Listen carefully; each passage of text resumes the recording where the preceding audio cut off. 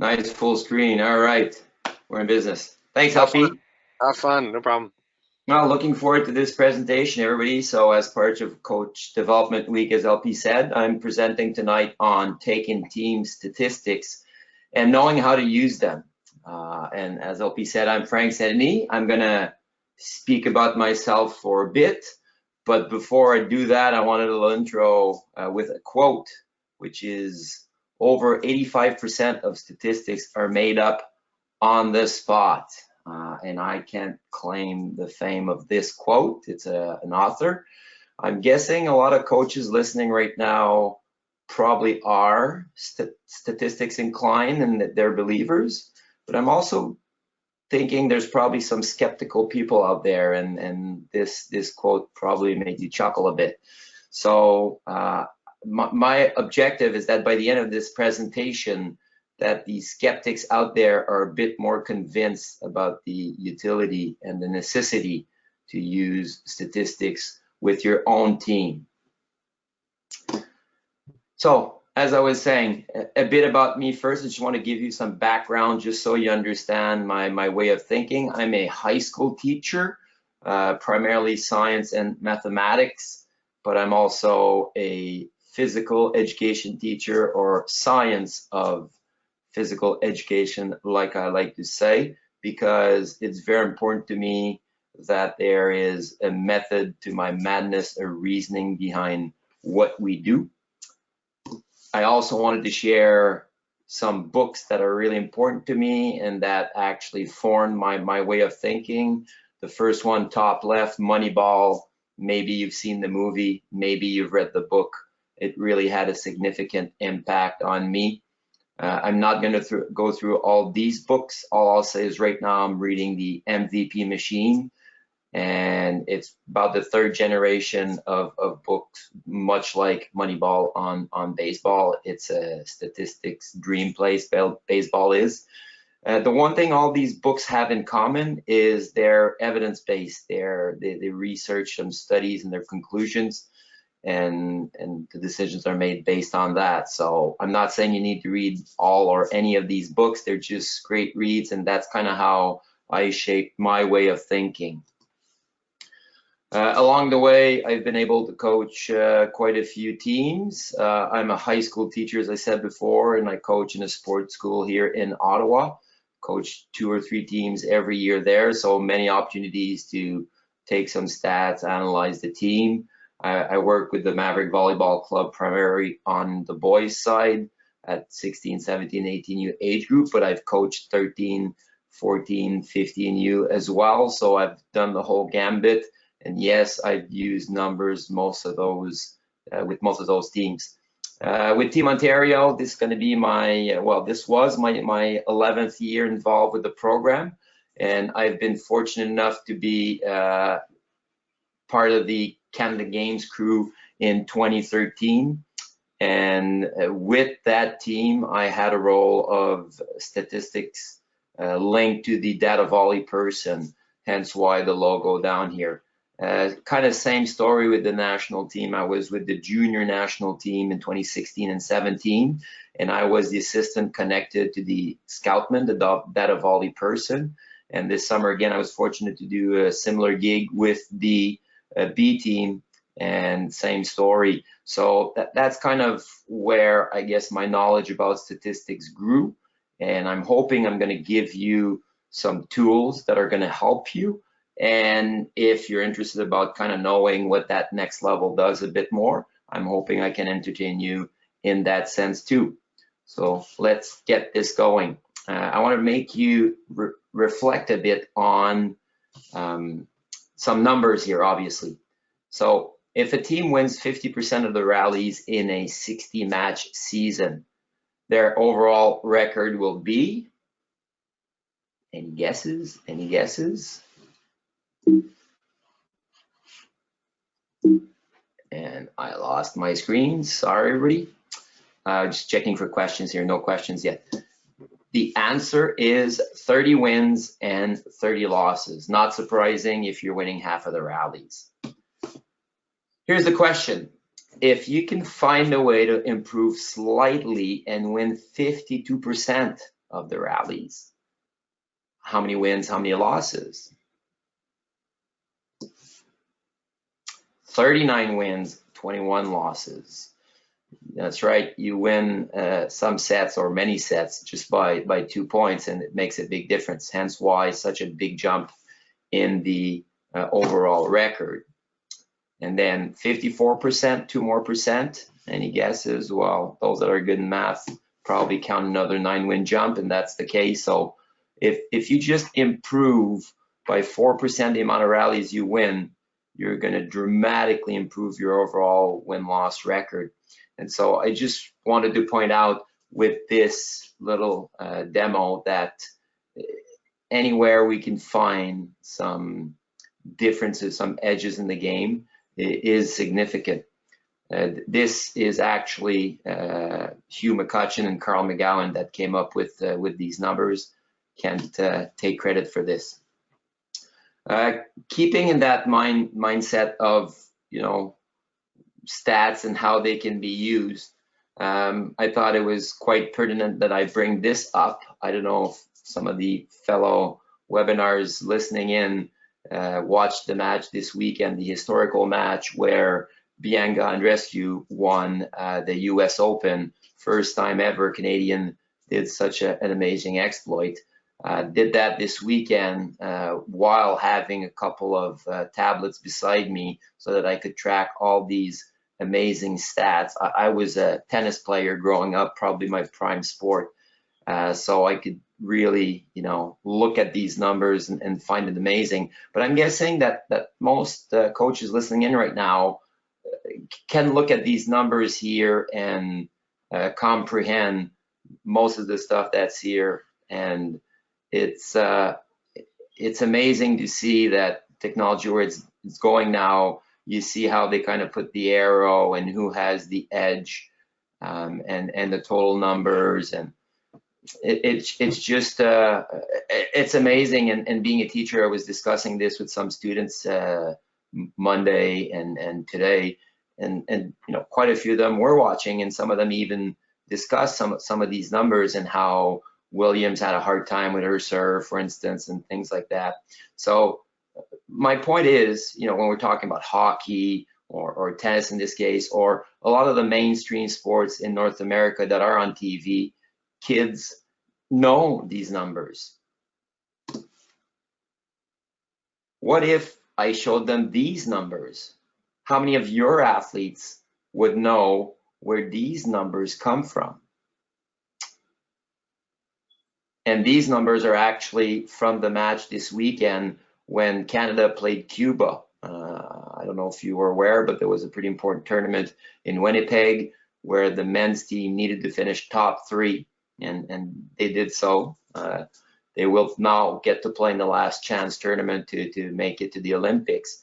So how many of our kids could look at this and understand all these numbers and identify the prime players or the prime stats?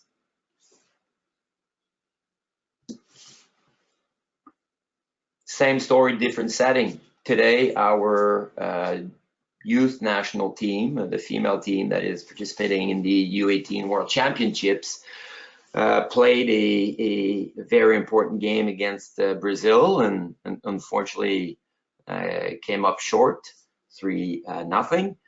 But looking at these numbers, we can see that, say, for instance, attacking, digging, many categories were very similar, right? And when you start to break it down a bit, you see that, say, blocking, Brazil had a 4-point edge, and opponent errors, they had a 9-point edge. So that probably explains a lot of the difference. So, you know, numbers are important, and I guess that's my point. I want the athletes to know this and be able to use it. So that was my intro. Let's get into the meat of things here, and let me answer this first simple question: why take stats? There are many reasons. First and foremost, as I was kind of pointing out, to educate the athletes about a good volleyball performance. As I said before, I coach male volleyball players, and I have to use the cliche example of if a male player gets set 10 times and manages to dramatically kill the ball 2 or 3 times, regardless of the other 7 attempts, he's probably going to say he had a great performance at hitting. However, we know that that's not necessarily the case if we consider the errors in hitting as well, and we look at something like hitting efficiency. So I really want to help the athletes understand the overall game. I think it's the #1 reason. #2, to assess performance. So as coaches, I think it's important that we evaluate different places. If I'm coaching a younger team, 12U, 13U, 14U, probably that serving and passing is very critical, and I'm going to spend more time looking at those stats or looking at those technique. If I'm working at the older age group, maybe some net skills become more important, like hitting and blocking. To evaluate progress, that's probably the one I like the most.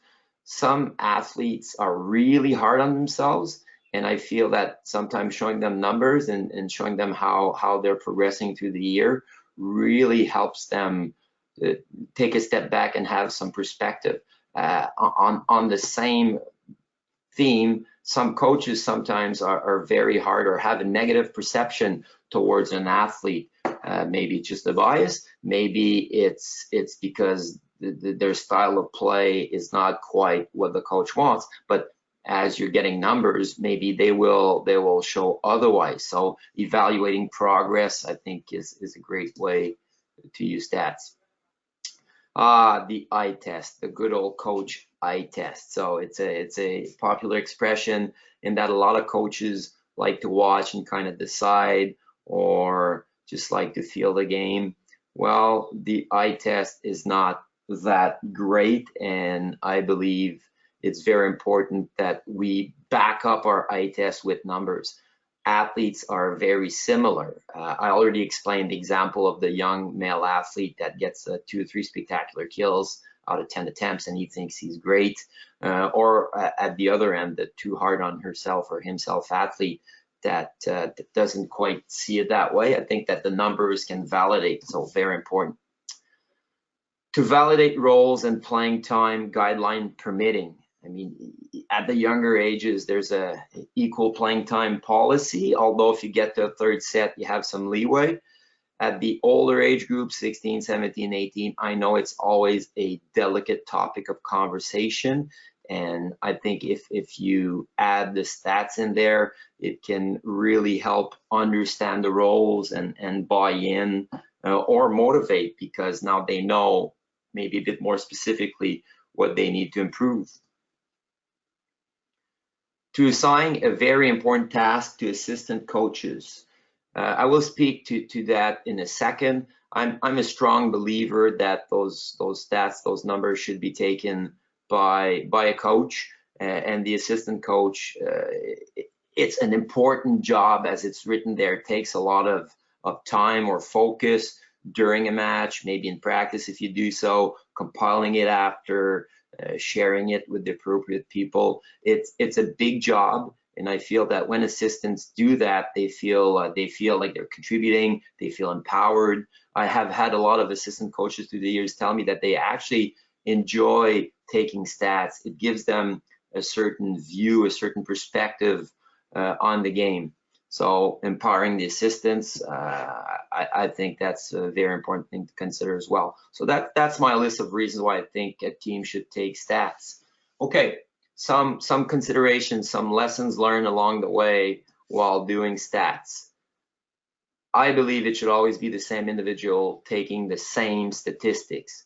And as I alluded to a while ago, ideally it's the coaching staff. When you have athletes take the stats, #1, it's probably going to rotate because you're not always going to have the same athletes taking the stat, and athlete A, B, and C might have a different definition of certain skills. One might be more demanding, or the other one might be more generous towards their numbers. Sometimes it's through a sub, they drop the clipboard, the next athlete doesn't pick it up. To be quite honest with you, what I believe is, I think athletes during a match should focus on the match, should be ready to go into the game, should cheer on their teammates. They should be involved in the game as much as possible. So for those two reasons, I believe the same coaches should keep the same stats all the time. I also think you should use it both in practice and game context. I primarily use it only in game context, but I do some in practice, a bit more so early in the season, just so the athletes understand those numbers. So I'll take some in practice. It also helps me too in terms of seeing where everybody's at prior to some of those big events where playing time might vary. I know some coaches that take stats mostly in practice to determine playing time in tournaments, and then they let the athletes play freely there. That's another way. My opinion is I think you should take stats a bit in both. I primarily do it in game context. I believe it should be available to athletes at all time. I often do surveys when I work with provincial teams, and I ask them how many athletes are aware that their coaches are taking stats and how is it shared with them. And I'm unpleasantly surprised sometimes that a lot of athletes tell me, hey, I know stats are taken, but I don't see them. I think it needs to be shared. I think it needs to empower the athletes.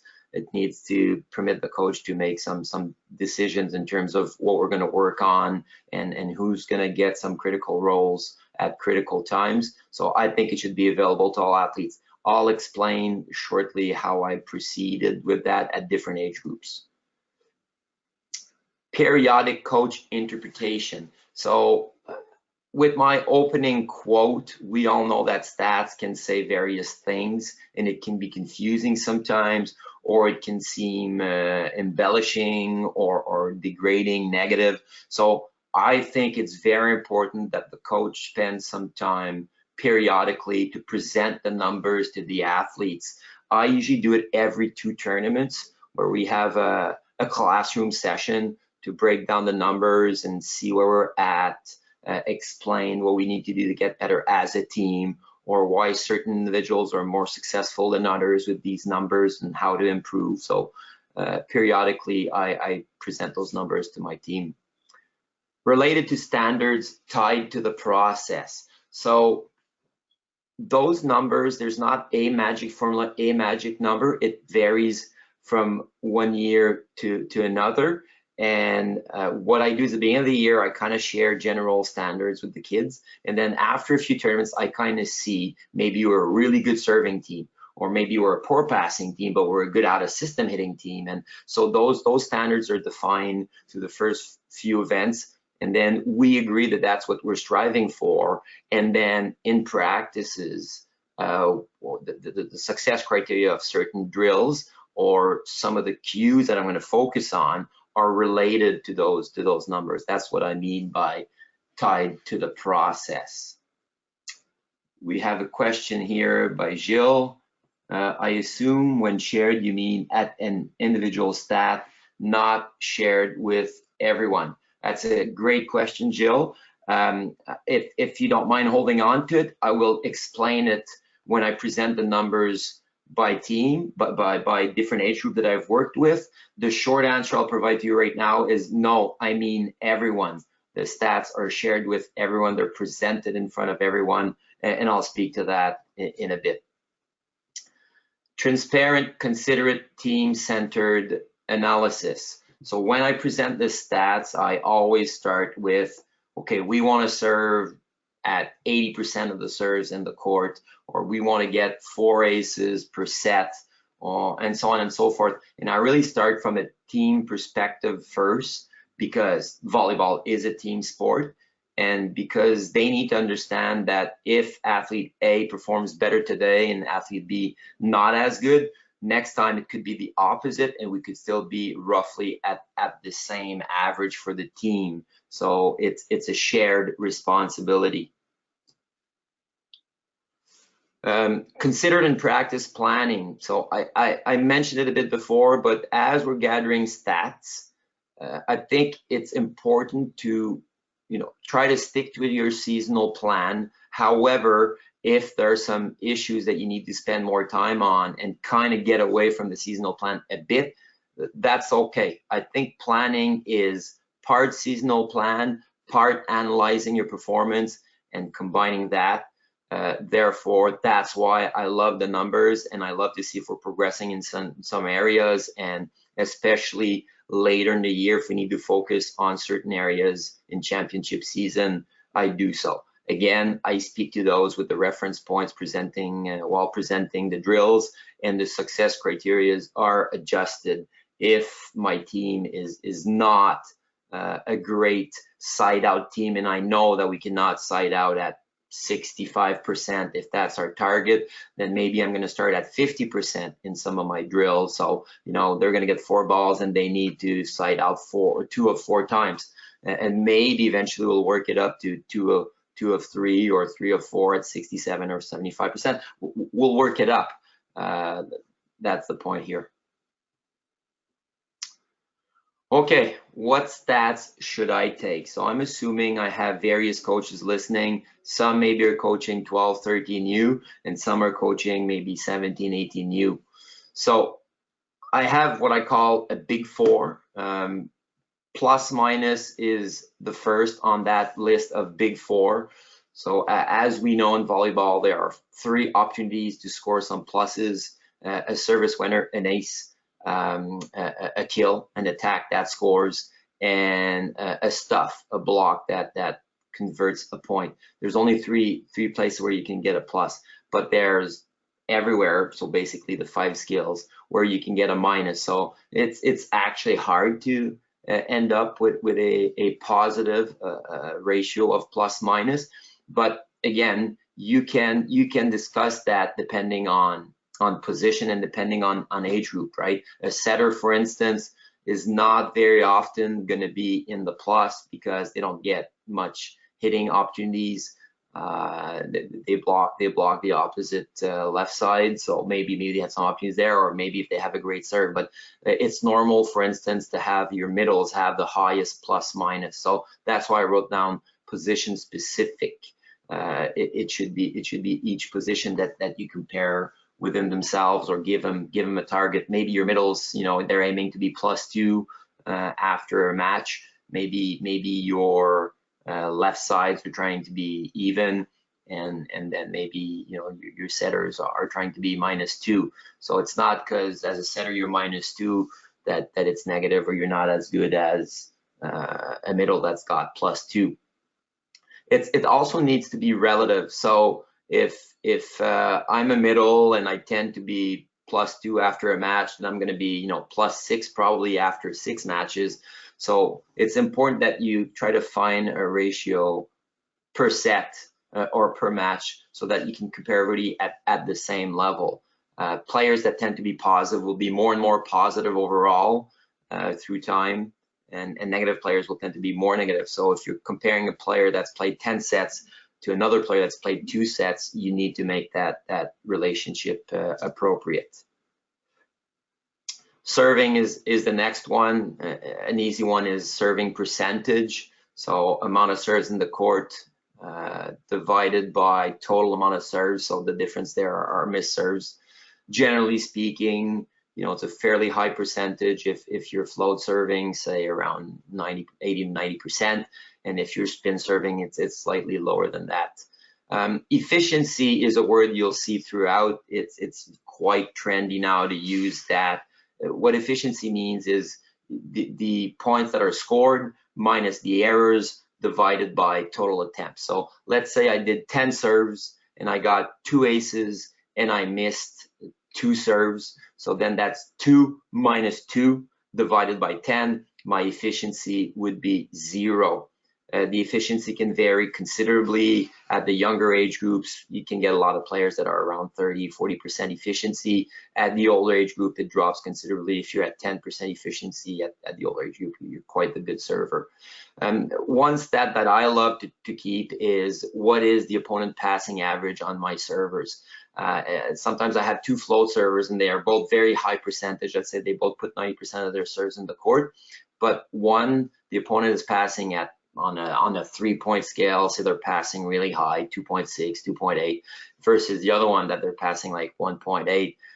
They're both equally consistent, but one of them is actually producing more in terms of the difficulty of his or her serve. And then finally, ratio is one I like to use more with spin servers as they're aggressive. Just basically the service winners minus the errors, and then I get a ratio there. Passing average, I just explained.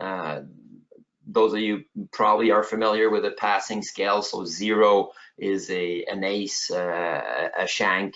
A 1 is a ball that you pass, but the setter can't get to it. A 2, the setter can get to that pass, but only has outside options. And a 3, a perfect pass.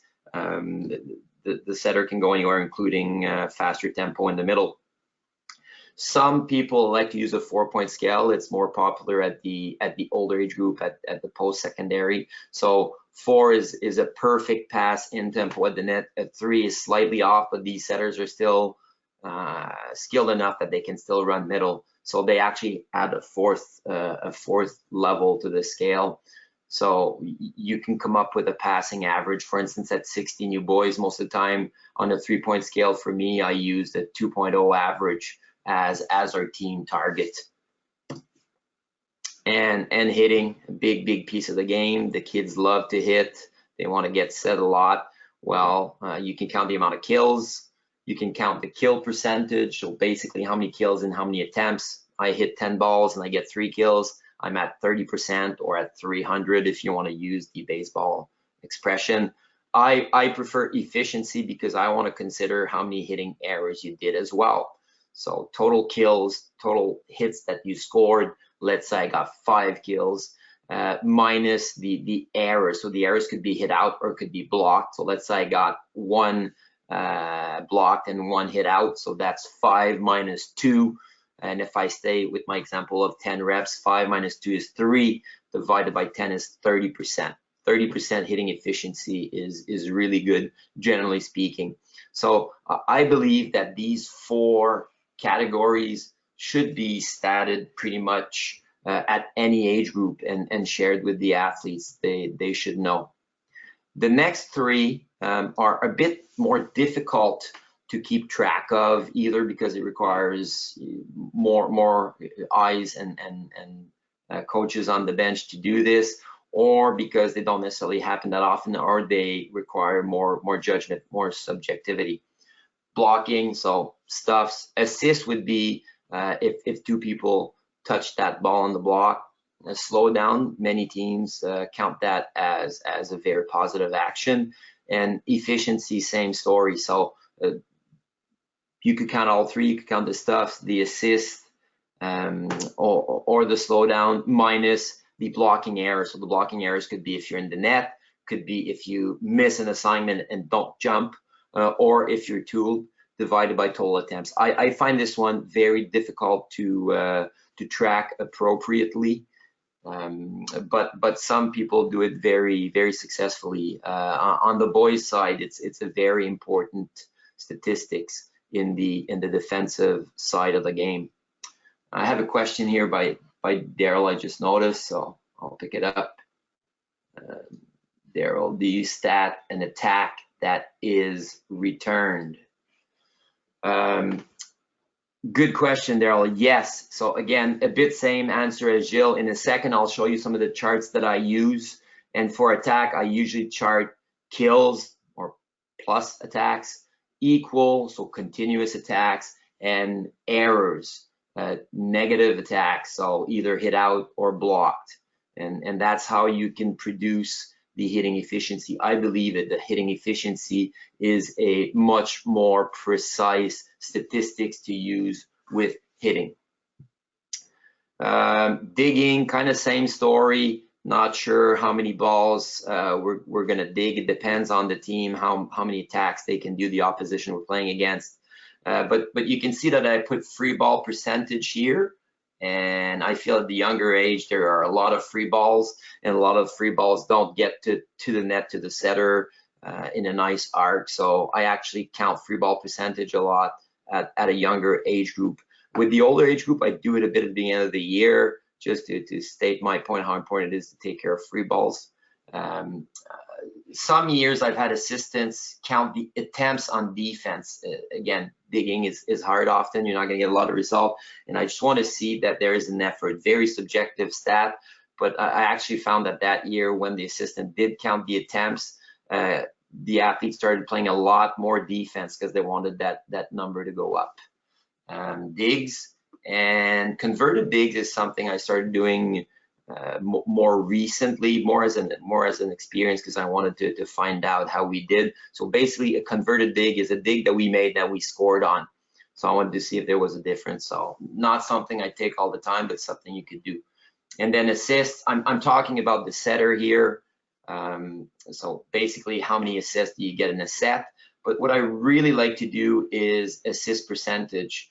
When I coach at 16, 17, 18, I usually have 2 setters, and I have the luxury of being able to leave them on for a whole match. I like for that person to be able to, regardless of who I put on the court around him as hitters, to be able to have some rhythm and do a whole match. But then it's very interesting for me to be able to compare setters. And the way I do it is total amount of sets and how many kills. So let's say a setter sets 50 balls in a match, and the athletes around him get 30 kills.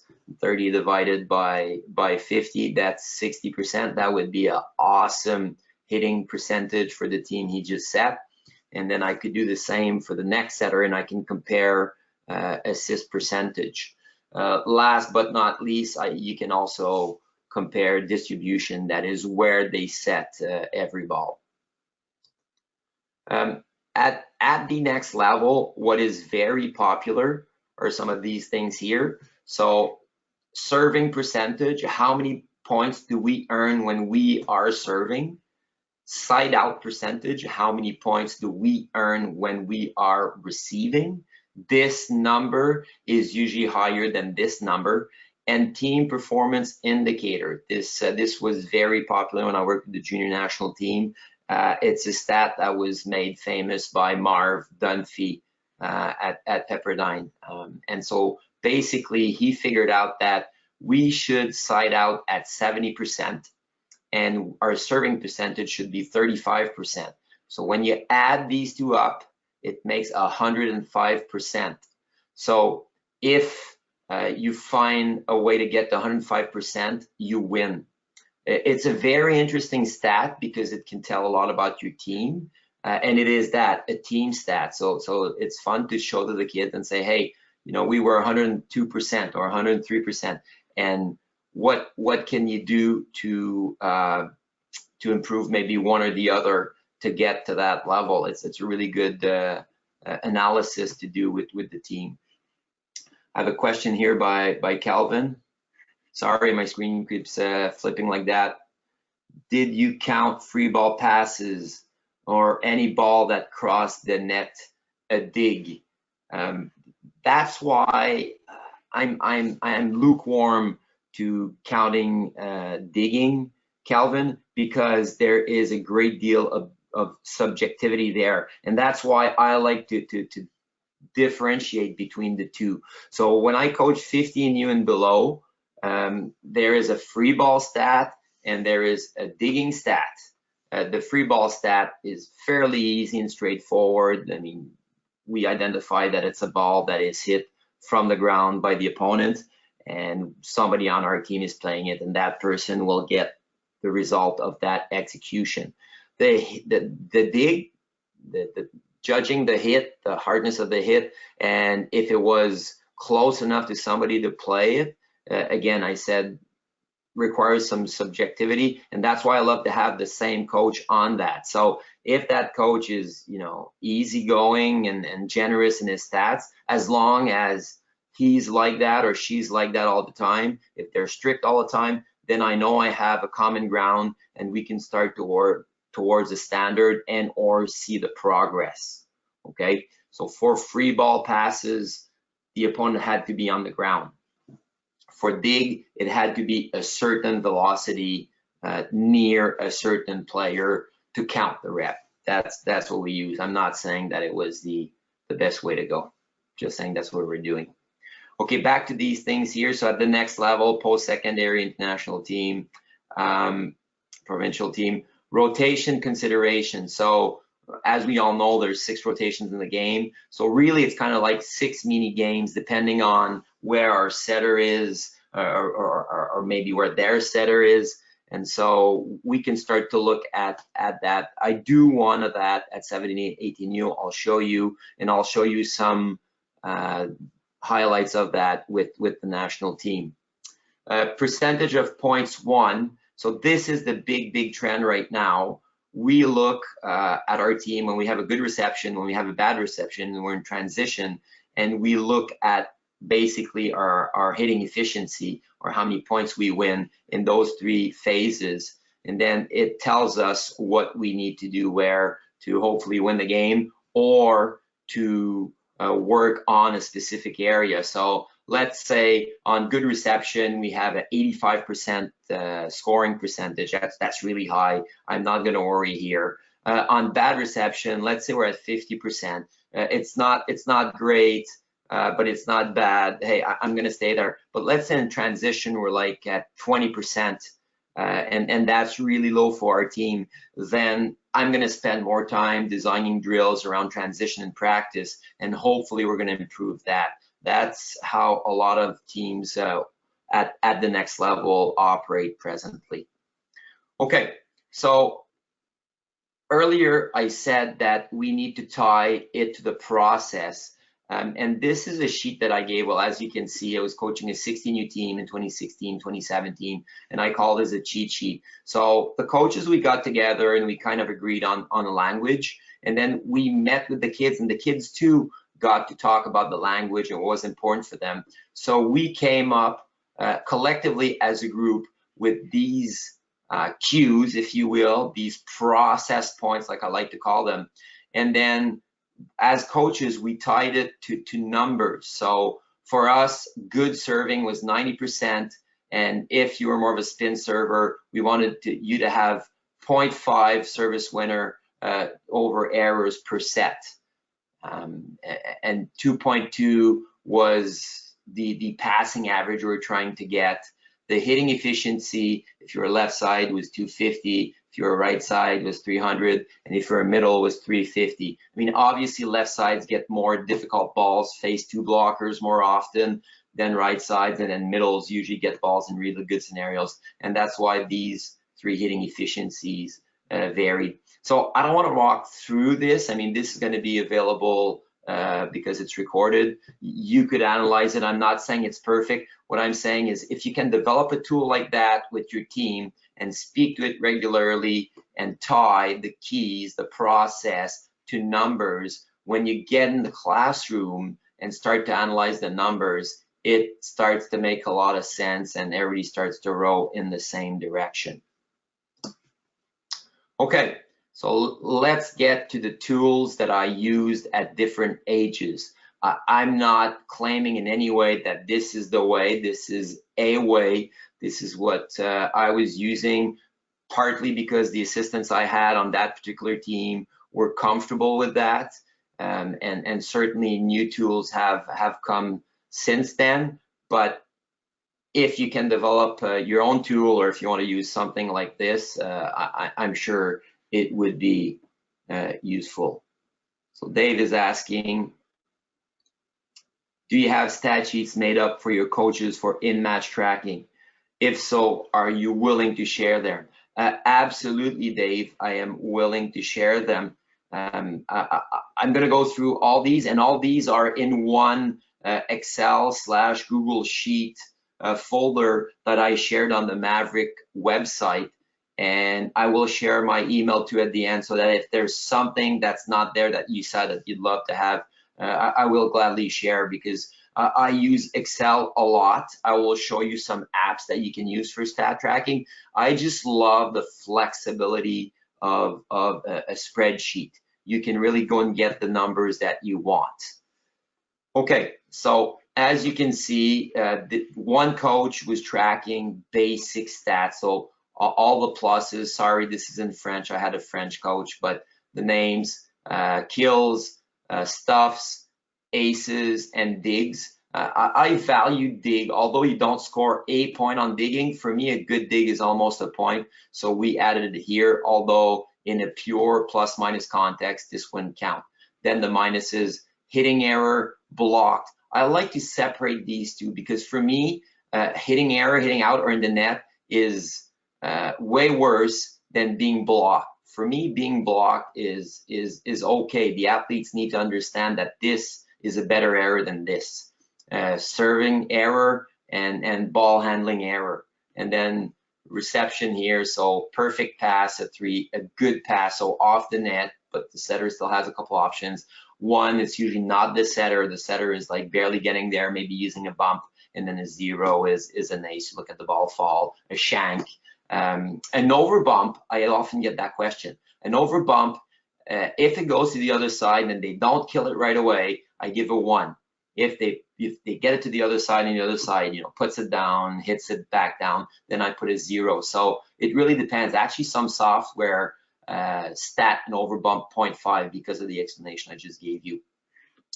And my second coach was tracking hitting. So this was the hitting sheet, but we love that coach, especially, and I loved it too, would track the hit too. So let's say an athlete hit a shot and it was continuous. He would put a mark here, and then he would draw a line. Let's say he was a middle that hit to 5. He would kind of draw the line here. So we would get a schematics here of kind of where the hitting tendencies for our players were. And then here we would get enough of numbers to calculate the hitting efficiency. So with these two charts, I would produce something that looks like this. These are actual numbers from that year. I just blocked out the names here, obviously. And this is what I would share. So we would get in a meeting and I would put this on the board in front of everybody and speak to it. And I would say, hey guys, our plus minus this year so far. So this is the total. This is probably after a 5 event. So let's say we want it to be plus 10 as a team. Well, we were right now, as you can see here, plus, if it's 5 event, we're like plus 13 basically per event. So this is really good. So I would speak to that. I would go in different categories and I would go, hey, we have a lot of kills. It's really good. But if you look at some of these numbers here for stuff, it's really low. So we would have a conversation around, why we think we're not a great blocking team. So I would walk through this sheet team-wise. And then I usually do a second wave in there talking about highlighting some players and why they're really good. These were boys, right? So of course I would talk about this guy here that's hitting, 299, basically our best hitter right now. And I go back and I have a look. Usually, as you can see, he's got 82 kills. That's really good. And he's got 23 hitting errors and 10 block. So you see, I would like these two to be flipped. So I probably have a conversation of why I think this is happening. I mean, you don't know me, you'll have to believe me, but we had an issue with him transitioning. He wouldn't get out of the court enough and run into the ball into the court. So a lot of these errors were hits down the line that fell just out. So I would highlight, hey, you really need to transition better, especially on free balls or when you're not being served. So that's kind of how I walk through it, highlighting a lot of the good players and some of the bad players or the players that need to improve. Instead of going, hey, you number 8, well, he's probably a setter here, but hey, you number 8, you're hitting in the negative. Like, we should never set you. Like, I don't think you ever want to do something like that in a public meeting. But what you can do is kind of discuss and say, hey, what do you think you could do that could help you? right? He's got 23 kills, and he's got 21 hitting errors. So like I like to call those all or nothing. So I would probably challenge him to go, hey, if it's a 100% good ball, you be aggressive. But if there's 5% of chance that it's that's not a great set, that maybe you need to be smarter with that. So I break down the numbers like that with them, and anybody can speak to those. I try to explain to them that we can learn from one another, and this is truth, this is reality, this is not somebody cheating somebody else. So how the coach is speaking to this is very important. Then the second piece that happens for me is I'll sit down with my assistants and we will discuss what we see here. We're going to take out our seasonal plans, see what's coming up about the next month or so, and say, how are we in line? Do we need to adjust certain thing? Do we need to add certain thing?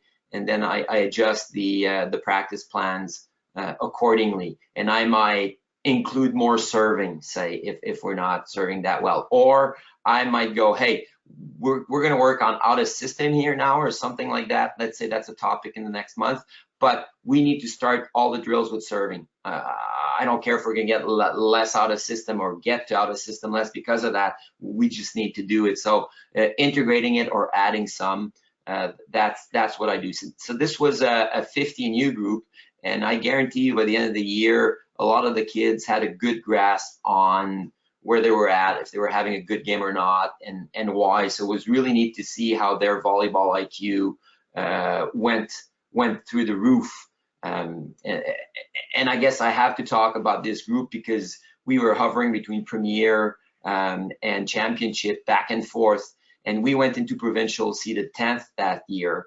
And this group actually won Provincials, beating every seed ahead of us except 2 that we didn't play. And of those 10 matches, 6 of them went to a third, and 4 of those 6 we won by 2 points. So I want to think that this made a difference. Okay, 18U form. So that's where I work mostly, and I have one coach statting the net. So our passing, statting the backcourt, our passing. And if the athlete misses their serve, and then the opponent passing. So obviously if it's an ace, it's a 0, but according to what they pass. So I can get a passing average from the other team, and then digging. The second coach is charting the net. So all types of hit and blocks. BHE is ball handling error. And this particular coach is pretty skilled now. She's been working with me for 3 years now. So she actually tracks as well how many points we win on serve and moves, and how many points we win and serve on serve receive. So with these charts, and my third coach is charting, because I'm fortunate enough to have 3 coaches at 17, 18U the past few years. So with these charts, we produce these stats, very similar to what I showed you before, just a bit more detail. But I also have a team stat here. So I don't know if you remember the performance indicator that I was talking about. Say this group here was 2 years ago, I believe, passed at 48% of time serving points and 63% side out. This is pretty normal for serving side out. For side out percentage. This is a bit high for serving percentage. And as you can see, we're at 111. We won a lot of matches that year. So I use this as the team approach and try to discuss with my athletes every other tournament or so where these numbers are. And then we walk through rotations. I don't know if you see here, 38% when setter is in rotation 5. So we have an issue here, or the server here is missing too much, right? And same story. See here, 77%. We're really good siding out in this rotation. So we would discuss with the team and find out why.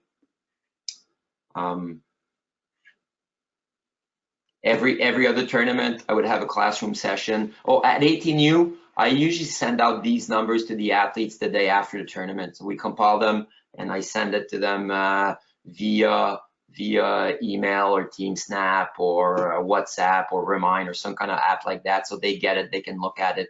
And we discuss briefly at the start of the following practice or at those meetings every other tournament. So I told you the third coach charts, and the third coach would chart us for a few tournaments. So these are our athletes. I love to show them they're hitting pats. We can see, for instance, this left side here is a bit too cross-court happy, for instance. This middle here would need to learn to hit a bit more spread. He hits too thin. Probably a lot of balls are, well, you see these straight lines are continuous, so there are a lot of continuous. So I love to do that for 3 or 4 tournaments early in the season for our guys. And then later in the season, that charting coach actually does the other team. So this is a chart of the other team and how they are hitting in every rotation, right? This and this, as you can see, is a poor rotation for them. And this are really good rotations. So with the coach, we can discuss some strategies on how to navigate these rotations. And then between tournaments, we look at them with the kids more towards the end of the year and talk about match planning. Okay, I used apps for a while when I didn't have as many assistants helping me. The apps are very intuitive. They're awesome. They're live. They help you count score and timeouts and things like that. So I am certainly not anti-apps. iStat V-Ball 2, I believe, is probably the best bang for your buck in terms of what you can do and the cost. So it's a $28 one-time fee, but then it's pretty powerful and you can do pretty much everything you want. iStat V-Ball 3 is about to come out any day now. Yeah. The other one that I use for a long time is SoloStat 123. I believe this is the most intuitive one and easy for one coach to use, and it's tied to a website, and you can manipulate the stats a bit more, so there's more power in that sense. However, it's a bit pricey. It's $12.99 base cost, but then it's a $30 yearly fee to upload it to that website and use it. They are equally good, and I would certainly recommend both. I have a question from Reg here.